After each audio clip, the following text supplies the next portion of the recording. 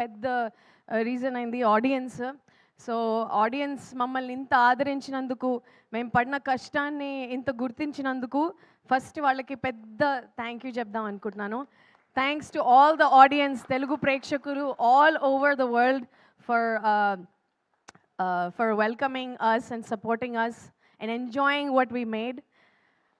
Next thing, I'd like to say that ఈ cinema కథ it's a very meaningful కథ.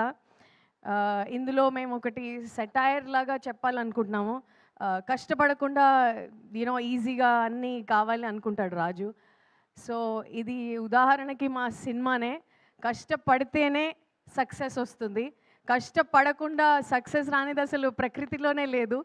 So this is the witness that we're witnessing and experiencing right now. That మేము పడిన 2 years sleepless nights every day until the day before the film.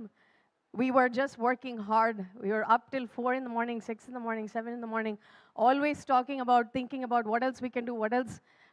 So ఆ పడిన కష్టం ఇప్పుడు screen మీద తెలుస్తోంది. సో కష్టపడితేనే ఫలితం వస్తుంది. సో అండ్ నవీన్ కష్టపడడం అనేది ఇంకొక లెవెల్. అది అసలు లైక్ ఇందాక ఎవరో అన్నారు వర్కహాలిక్. ఎస్. సో మేము లంచ్ బ్రేక్స్ తీసుకొని అట్లీస్ట్ లంచ్లో ఏముంది అని అడిగేవాళ్ళం, కానీ ఆయన would you like to eat this అనగానే, అది అక్కడ ఇలా చేస్తే బాగుంటుంది కదా, అలా చేస్తే బాగుంటుంది కదా. అరే ఏం మాట